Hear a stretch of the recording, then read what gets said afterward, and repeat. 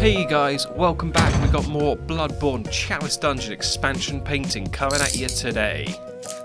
Last week we did the four-legged beast, that is the dog. And this week we're taking on the bloody queen herself, the Pthumerian Queen. The tragic tale of this lady is pretty apparent in Bloodborne. And today we're going to paint her in all her glory. So starting off, as we always have done, some clean water and a pot for our dirty water, some kitchen roll and a wet palette. Same old sponge, same old grime. We're going to be popping on our wet palette sheet for another time. And we're just going to iron out all the wrinkles and all the kinks and everything on it so we're ready to start painting.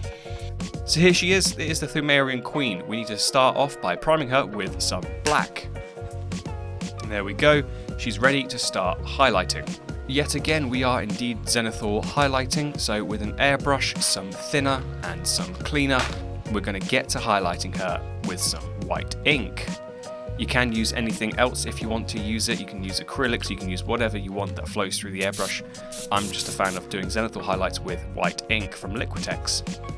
So onto a little makeshift handle with some cork and some blue tack, we'll pop the queen on and start spraying her from the top down with some white ink to generate our Zenithal highlight, making sure we're getting all of our high points nice and bright, falling off nice and smooth into our dark points and undersides, keeping them nice and dark. And from there we get this really nice ghostly gothic appearance. I mean, she is white all round, so you know, if you wanted to, you can leave it like that, but we're going to carry on and try and make it just a little bit better. So starting off painting, we're going to be applying some Apothecary white contrast paint. This stuff is not white, it's not grey, it's somewhere in the middle. It's a really nice light base colour to start off coating anything that's bright toned, white toned, light grey, whatever you want. This is a good starting point to use. It's not the most interesting of things to paint because it's just a white dress, but we're going to try and make it somewhat interesting so we can at least make a video out of it. So I'm basically just taking this Apothecary white contrast paint and applying it all over the dress. Now in the Chalice Dungeon, I do remember facing her quite strongly, but Chalice Dungeon I never actually set foot in, probably until about my third playthrough, I think. I just didn't even think about it until about then that I started actually venturing into the Chalice Dungeon, and I can't even remember how far I got on that go. It is pretty tricky. But anyway, from there, with the Apothecary white applied, we're going to take some Corax white and we're just going to start generating all of the bright points that we can start blending between. So basically, all of the wrinkles, all of the high points and outer points of all the wrinkles in the dress are all going to be parts that we're going to be targeting with all of our brighter tones. So normally the way I have been doing it before, I have been sort of generating mid-tones to work with and then blending up into brighter tones. But this time what I'm going to do, because it is just white, is I'm going to target all the bright tones first, and then I'm just going to slowly start blending outwards from that, trying to make them a bit darker, just to try and blend between these tones a bit so that it just seems a bit more interesting rather than just a white dress. It's quite a tricky thing to do. I remember doing it with Priscilla. I did really struggle back then to try and make Priscilla look interesting with just her white fur, but it is a learned practice that you have to try over and over again to make it look good. But this is the kind of route I'm going down to make her look somewhat interesting and not just one monotone white colour.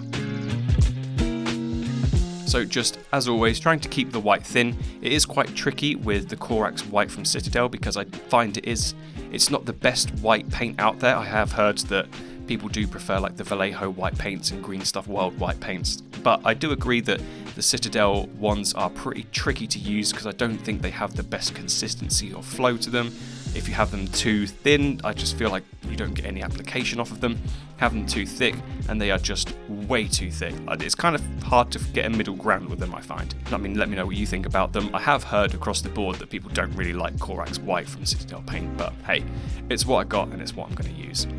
So as you can see, like I said, I am pretty much just targeting all of the outer areas with just pure white and just kind of trying to blend between them, cleaning off the brush and just having water on it to try and sort of blend off those harsh edges and stuff, just so it blends nicely into the Apothecary white rather than just having stark white paint over everything. And then there are like little ropes and things, like little hem, I don't know what you call it, little strings that go along the dress. I'm going to paint them with a bit of thicker white so they kind of do stand out and are a bit more stark against the sort of thinner whites of the dress. just again to try and make things seem a little bit more interesting, because it is just a white dress. I can't stress that enough, it's just a white dress.